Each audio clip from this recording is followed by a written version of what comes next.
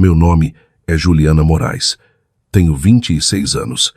E se tem uma coisa que eu aprendi sobre a minha família, é esta: a imagem vem primeiro, a verdade vem por último. E sou sempre eu quem paga o preço por essa ordem. Eu não me surpreendia quando as pessoas riam de mim. Eu cresci com isso.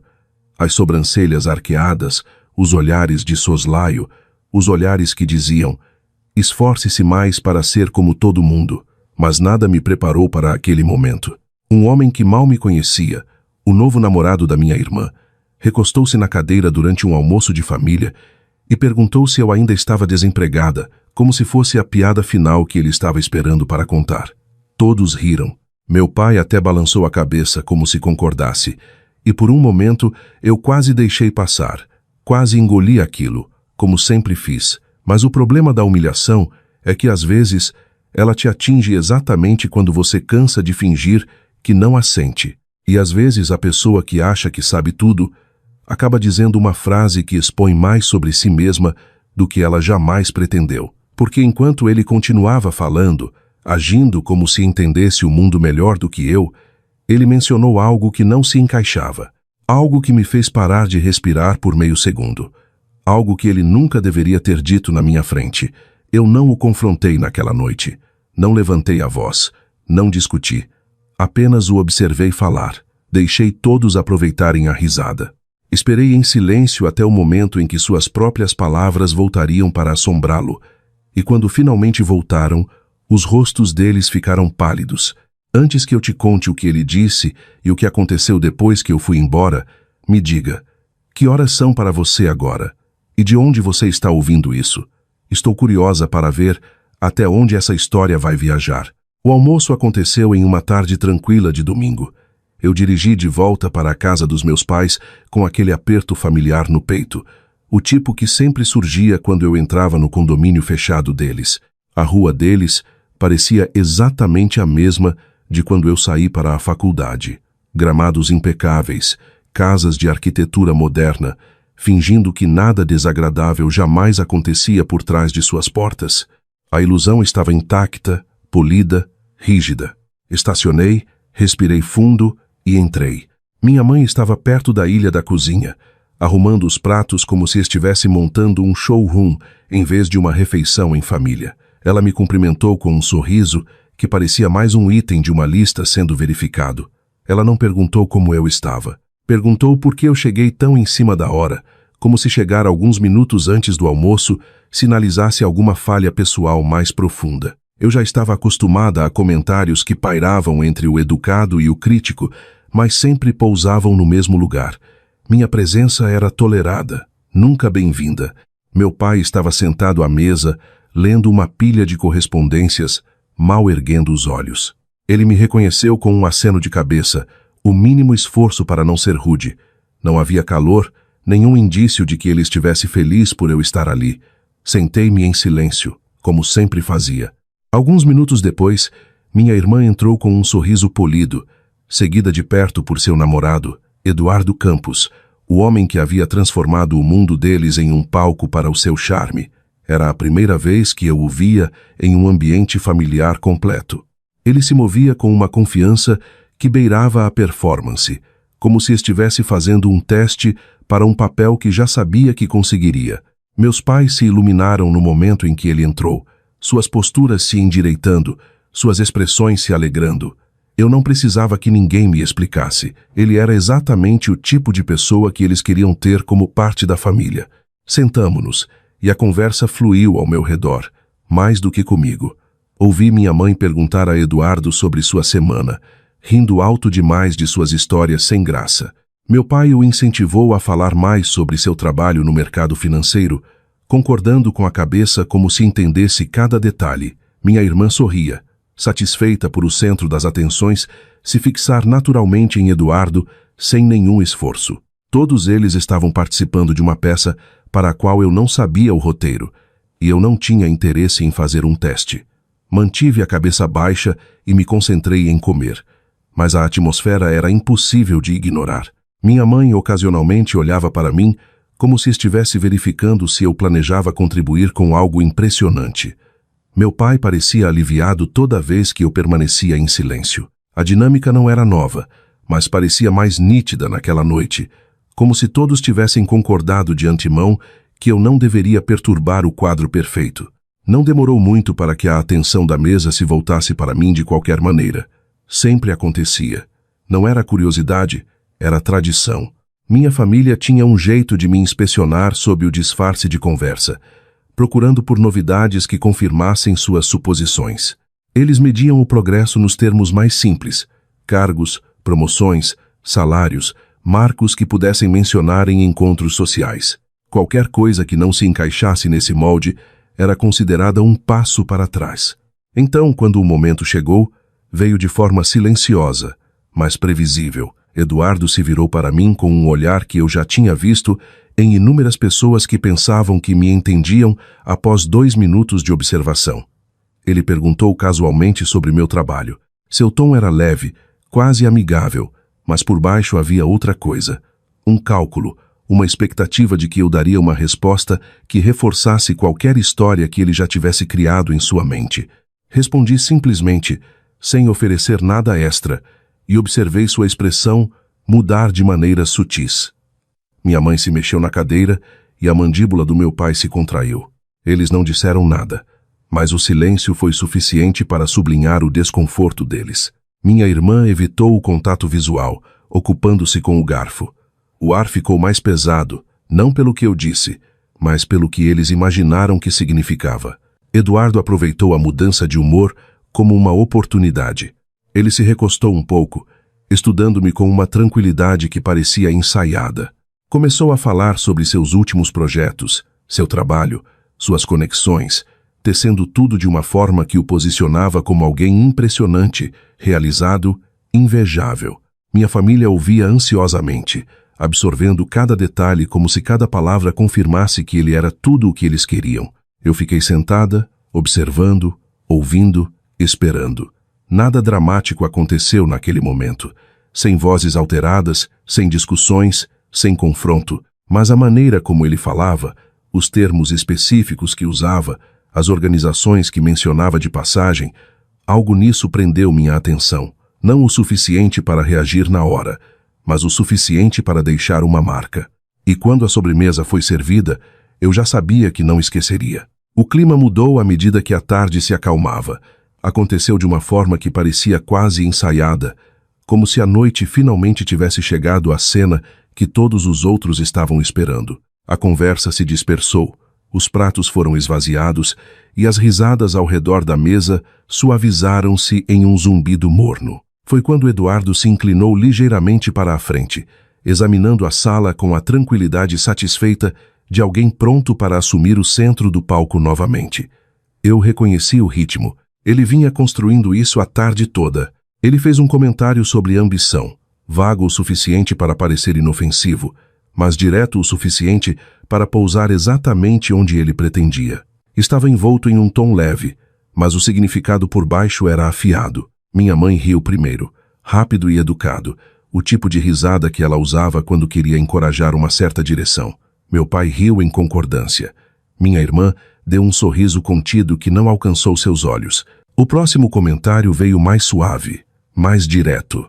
Eduardo mencionou pessoas que flutuam entre projetos, pessoas que levam tempo para encontrar um propósito, pessoas que não têm realmente um emprego, mas falam como se tivessem. A mesa riu novamente, desta vez mais alto. Senti cada som me atingir com uma ferroada familiar, zombaria disfarçada de união, diversão construída sobre a suposição de que eu não reagiria. Eu não respondi. Ainda não.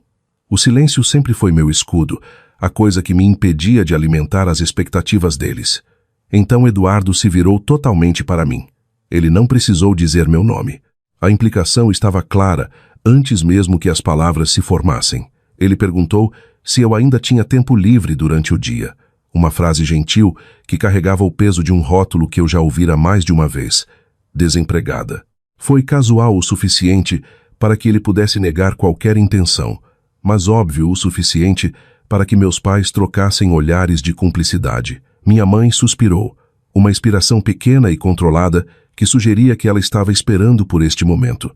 Meu pai pousou a mão no copo, girando-o lentamente, como se preparasse para dar um sermão brando. Senti o calor subir em minhas bochechas, não de vergonha, mas do padrão previsível que se desenrolava na minha frente.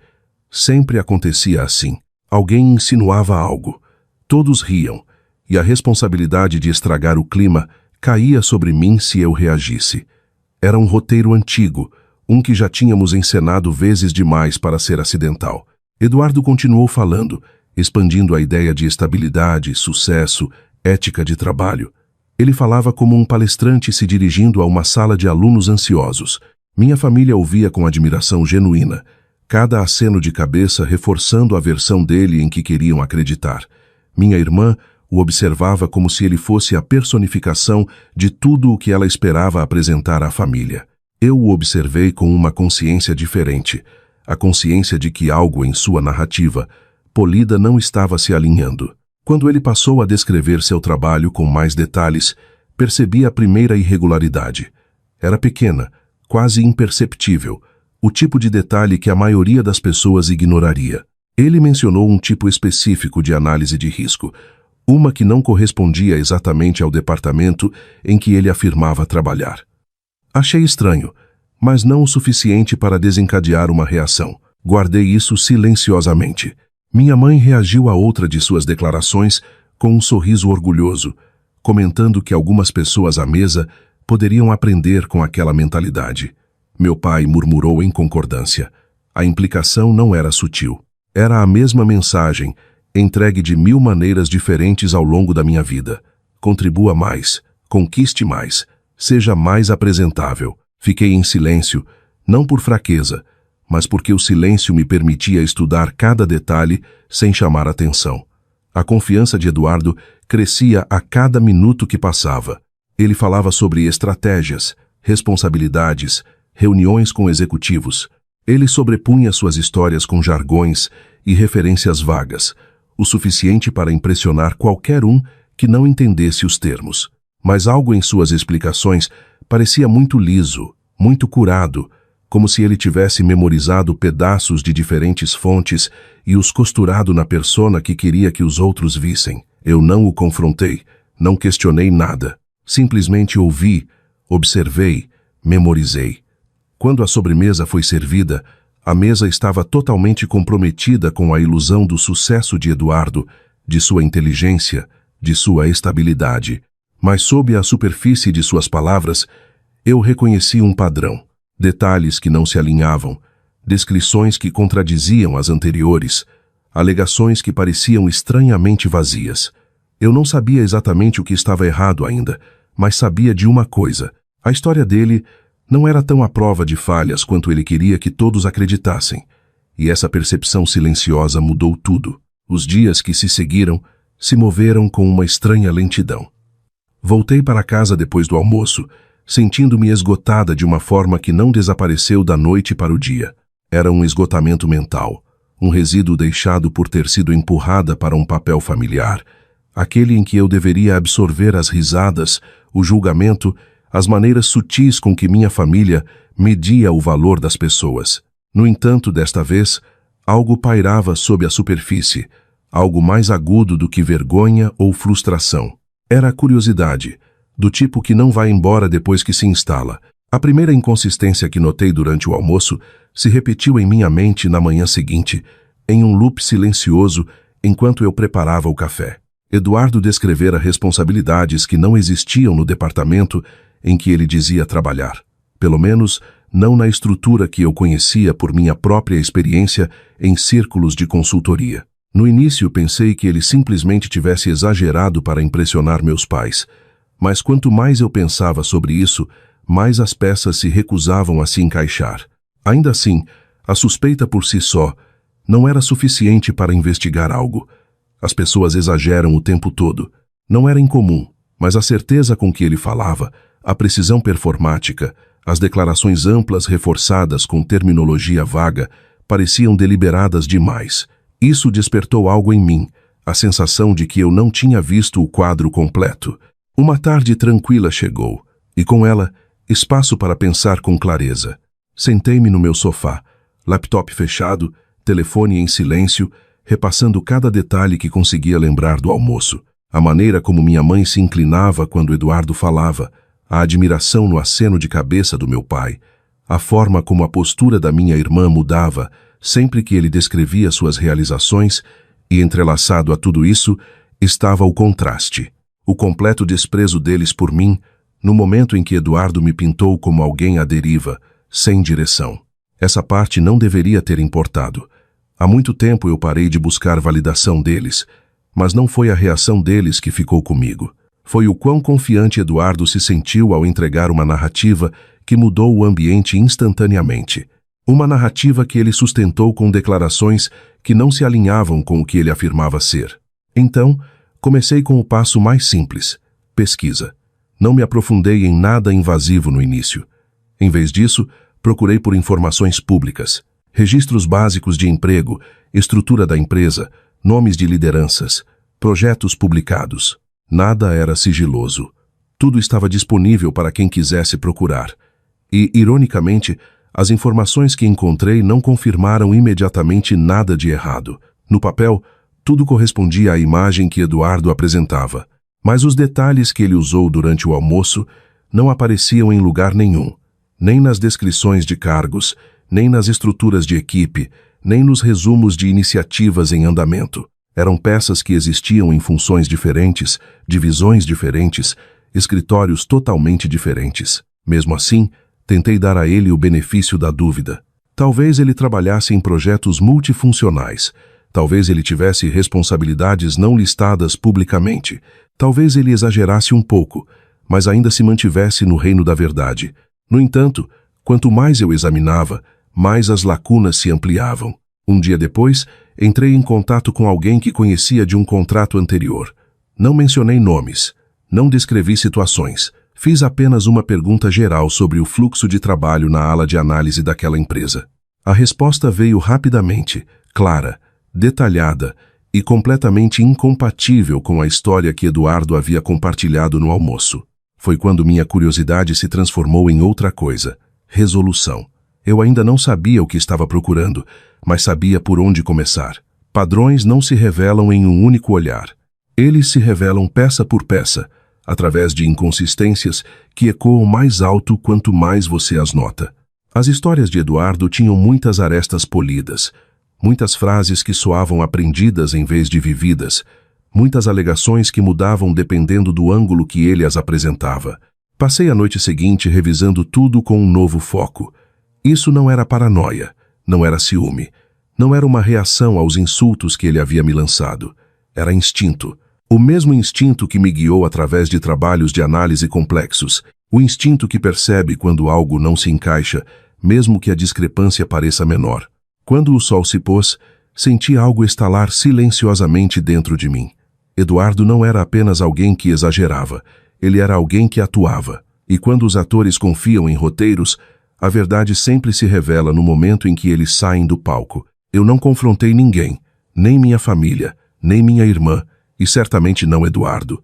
Não contei a ninguém o que estava fazendo. Não insinuei nada. Simplesmente permiti que as perguntas guiassem meus próximos passos, sabendo que as respostas viriam se eu seguisse as inconsistências até sua origem.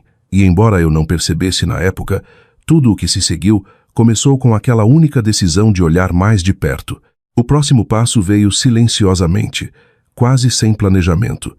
Começou com uma simples mensagem para André Neves, alguém com quem eu já havia colaborado durante um trabalho de consultoria. André era o tipo de pessoa que lembrava de pequenos detalhes, o tipo que conseguia rastrear informações sem deixar vestígios.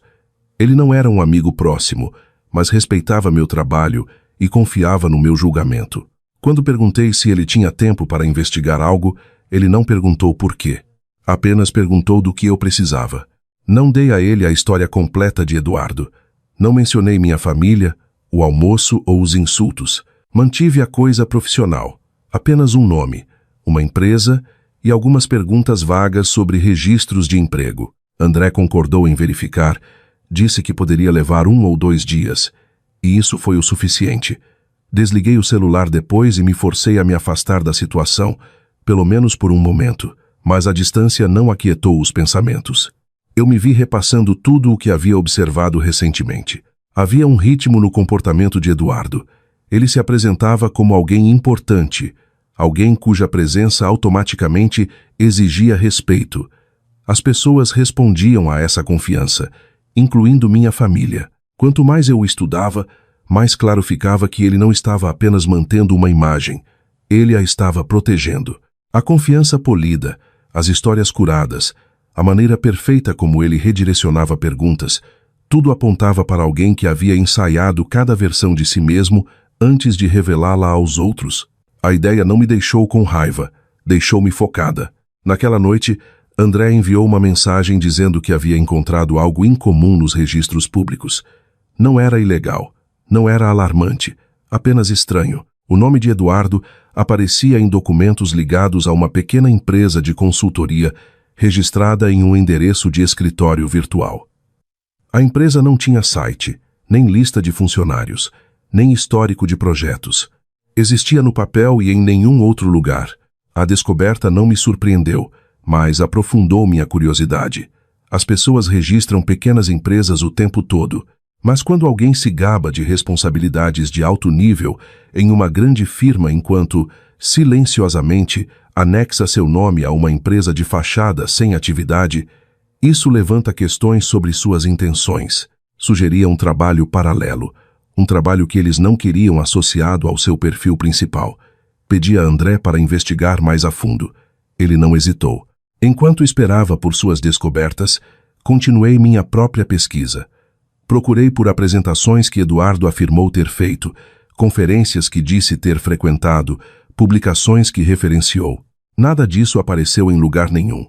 Nem mesmo nos cantos mais obscuros da internet, onde palestras profissionais de nicho geralmente são arquivadas. Cada alegação parecia limpa na superfície, mas vazia por dentro, como uma vitrine sem estoque. Quanto mais eu procurava, mais as inconsistências se acumulavam. No dia seguinte, André enviou uma atualização mais longa. Ele conseguiu rastrear pequenas transações ligadas à empresa de fachada, depósitos irregulares espaçados ao longo de vários meses. Os valores variavam, mas todos pareciam vir de contas pessoais com nomes diferentes. Não havia indicação de atividade comercial legítima, nem notas fiscais, nem listas de fornecedores, nem contratos corporativos. Parecia algo informal, algo construído sobre promessas em vez de produtos. E, de repente, a lembrança de Eduardo descrevendo seus contatos com investidores privados durante o almoço fez sentido de uma maneira que eu gostaria que não fizesse. Ele não estava colaborando com ninguém. Ele estava coletando dinheiro silenciosamente de pessoas que provavelmente confiavam nele porque ele parecia conhecedor o suficiente para ser acreditado. Eu não tirei conclusões precipitadas, não presumi intenção criminosa, mas o padrão era claro. Eduardo não era a pessoa que ele retratava, e sua identidade profissional se apoiava mais na performance do que no trabalho real. Essa constatação não trouxe satisfação, não pareceu uma vingança. Pareceu clareza, uma clareza fria e firme que se instalou em algum lugar profundo no meu peito. Eu não contei para minha família. Eles não teriam ouvido, não sem provas inegáveis. Minha mãe teria descartado como especulação. Meu pai teria me dito para ficar fora disso. Minha irmã teria defendido Eduardo porque proteger a imagem importava mais do que examinar a verdade. Então, guardei tudo para mim. Revisei cada documento que André enviou. Relembrei cada memória daquele almoço. Juntei cada detalhe que não fazia sentido na época, mas que agora formava um padrão coerente. Não era apenas exagero. Não era um embelezamento inofensivo. Era uma fabricação cuidadosamente sobreposta à verdade, polida até que talvez ele mesmo acreditasse em sua própria narrativa. Quando fechei meu laptop naquela noite, uma coisa era certa. O que quer que Eduardo estivesse construindo nos bastidores não era estável, não era sustentável e não era inofensivo. E quer minha família quisesse enfrentar isso ou não, a verdade viria à tona de um jeito ou de outro. O convite de casamento chegou antes do que eu esperava. Um envelope creme com letras douradas apareceu na minha caixa de correio, cuidadosamente endereçado, como se a formalidade pudesse disfarçar tudo por baixo. Abri-o sem hesitar. O nome da minha irmã estava impresso no topo em uma caligrafia elegante, Ao lado do de Eduardo, em uma fonte correspondente, o cartão listava uma data, um local e um pedido para que os convidados comparecessem a uma celebração de novos começos. Fiquei olhando para ele por mais tempo do que o necessário, não por sentimentalismo, mas por uma consciência silenciosa do que aquele evento se tornaria. No dia seguinte, confirmei minha presença online. Marquei que iria, fechei meu laptop e deixei o e-mail de confirmação sem ler. Não foi uma decisão emocional, não foi movida por despeito ou pelo desejo de perturbar qualquer coisa. Foi prática. Se houvesse um momento em que todas as peças convergiriam, seria ali, no lugar onde as aparências mais importavam para minha família. O silêncio se seguiu. Meus pais não entraram em contato para perguntar se eu planejava ir. Minha irmã não mandou mensagem para compartilhar sua empolgação ou fazer perguntas logísticas. Todos eles seguiram com suas vidas como se o almoço nunca tivesse acontecido, como se a distância entre nós fosse algo natural, em vez do resultado das escolhas feitas naquela mesa. Eu não me importei com o silêncio. Deu-me espaço para pensar, observar, planejar. Alguns dias depois, uma mensagem de André Neves apareceu no meu celular. Ele havia encontrado algo novo nos registros, algo que mudou a situação de suspeita para séria. Abri o arquivo que ele enviou, rolando por listas de transações, carimbos de data e hora, e planilhas que ele havia reorganizado para maior clareza. Os depósitos na empresa de fachada de Eduardo não eram aleatórios. Eles formavam um padrão quando organizados cronologicamente. Os valores aumentavam gradualmente, depois disparavam, e então se estabilizavam. Pareciam rodadas encenadas de captação de recursos pessoais, em vez de renda de trabalho legítimo. A parte mais alarmante veio em seguida. André havia rastreado 2 dos pagamentos recebidos até indivíduos que haviam entrado com ações em pequenas causas no passado por investimentos não devolvidos. Nada grave, nada publicamente ligado a Eduardo, mas o suficiente para mostrar uma conexão entre sua atividade privada e participantes descontentes. Não era uma prova definitiva de irregularidade, mas sugeria uma estrutura construída sobre promessas, em vez de resultados. Fiquei sentada em silêncio depois de ler o arquivo, absorvendo cada detalhe com um foco calmo que surpreendeu até a mim mesma. Não se tratava mais apenas de expô-lo, nem mesmo de proteger minha família do constrangimento, uma preocupação que eu há muito tempo deixei de carregar. Tratava-se de reconhecer o dano que ele era capaz de causar se ninguém interviesse. Uma semana antes do casamento, o local enviou um e-mail em massa lembrando os convidados sobre a programação. Minha irmã o encaminhou para o grupo de chat da família, adicionando uma mensagem curta sobre o traje e as instruções de estacionamento. Respondi com um simples ok. Ela reagiu com um emoji de polegar para cima. Nada mais. Foi o máximo de contato que tivemos desde o almoço. No dia do jantar de ensaio, recebi outro arquivo de André. Este continha algo diferente. Capturas de tela de um fórum online, onde usuários discutiam oportunidades de investimento privado. Um perfil que correspondia ao estilo de escrita de Eduardo aparecia repetidamente, promovendo um projeto descrito com palavras da moda, mas sem documentação transparente. Alguns usuários o elogiavam. Outros questionavam a legitimidade de suas alegações. Um mencionou ter perdido uma quantia significativa de dinheiro. A postagem datava de quase 2 anos. Isso era o suficiente. Não o suficiente para as autoridades agirem. Não o suficiente para acusá-lo publicamente sem contexto, mas o suficiente para eu entender a escala do que ele estava tentando construir e o perigo em que minha irmã estaria se metendo ao ligar sua vida à dele. Eu não fiz um plano no sentido tradicional. Não houve longos ensaios, nem um clímax dramático, nem um monólogo ensaiado. Eu simplesmente reuni tudo, cada documento, cada inconsistência, cada pedaço de informação que André descobriu e armazenei em uma única pasta. Fatos não precisam de embelezamento. Eles só precisam do momento certo. O casamento forneceria esse momento. Coloquei a pasta na minha mesa naquela noite, organizada e pronta. Não me senti heróica, ansiosa ou vingativa. Senti-me firme, ancorada pela compreensão de que a verdade não requer teatro, requer apenas o tempo certo, e quando esse tempo chegasse, eu pretendia estar preparada. A manhã do casamento chegou com uma quietude estranha. Dirigi até o local sem pressa, seguindo a longa estrada em direção à vinícola onde a cerimônia aconteceria. O céu estava baixo, um cinza fosco que não combinava com as decorações festivas que ladeavam o caminho. Os convidados se moviam em grupos coordenados, ajustando ternos, alisando vestidos, rindo levemente. Eu caminhei sozinha, carregando nada além de uma pequena bolsa com a pasta dentro. Não era pesada, mas sua presença me firmava. A cerimônia começou sem demora. Minha irmã caminhou pelo corredor, parecendo radiante, esperançosa, inconsciente. Eduardo esperava com uma confiança ensaiada, usando um sorriso que parecia esculpido em seu rosto. Aplausos surgiram quando ela o alcançou. Votos foram trocados. Anéis deslizaram para os dedos. Câmeras piscaram. Tudo se desenrolou suavemente, sem falhas, como uma performance projetada para um vídeo de melhores momentos. Então veio a recepção. As mesas se encheram, os copos tilintaram, as conversas se sobrepuseram. Meus pais flutuavam pela sala, cumprimentando os convidados, radiantes de orgulho.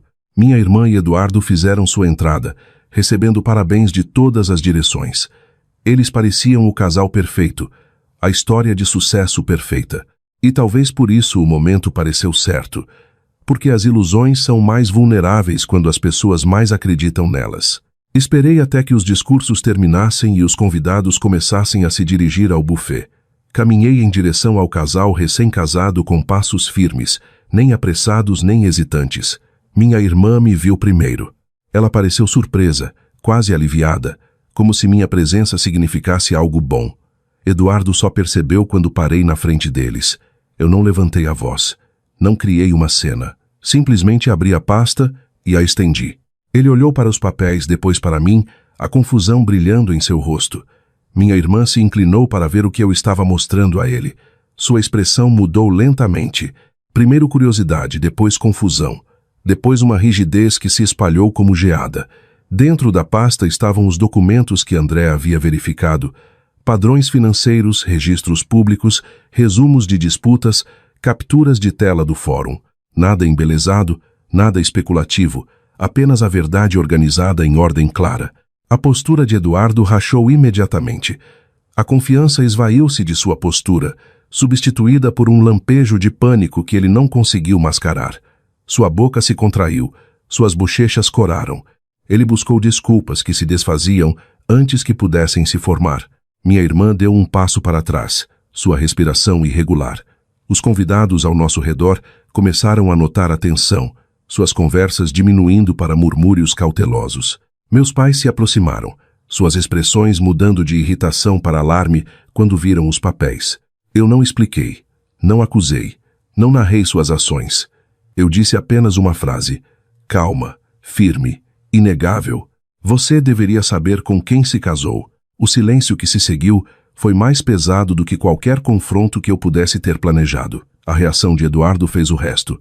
Sua defensividade, suas tentativas frenéticas de descartar as evidências, sua incapacidade de fornecer uma explicação coerente. Cada resposta revelou mais do que os próprios documentos. Minha irmã o viu desmoronar em tempo real, a máscara polida pela qual ela havia se apaixonado, desabando na frente de uma sala inteira. Meus pais reagiram exatamente como eu esperava. Eles me culparam. Minha mãe insistiu que eu estava tentando estragar o dia. Meu pai disse que eu estava fazendo tudo ser sobre mim. Suas palavras não me surpreenderam. Eram ecos de cada momento em que eles haviam descartado minha perspectiva em favor de quem quer que parecesse mais alto, falasse mais alto ou projetasse mais certeza. Eu não fiquei para me defender. Não esperei por validação ou desculpas.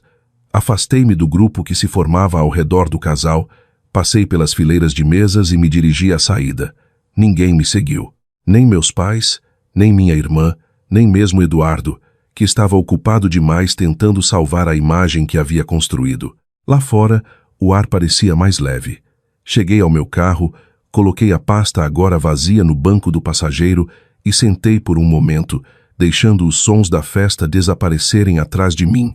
Não me senti vitoriosa, não senti arrependimento. O que eu senti foi clareza, nítida, limpa, há muito esperada. Cortar os laços não foi dramático, Não foi doloroso. Foi necessário. Enquanto eu dirigia para longe, entendi algo que passei anos resistindo. Às vezes, a família em que você nasce não é a que te protege. Às vezes, o papel que eles te atribuem é pequeno demais para a pessoa que você realmente é. E às vezes, ir embora não é abandono, é autorrespeito.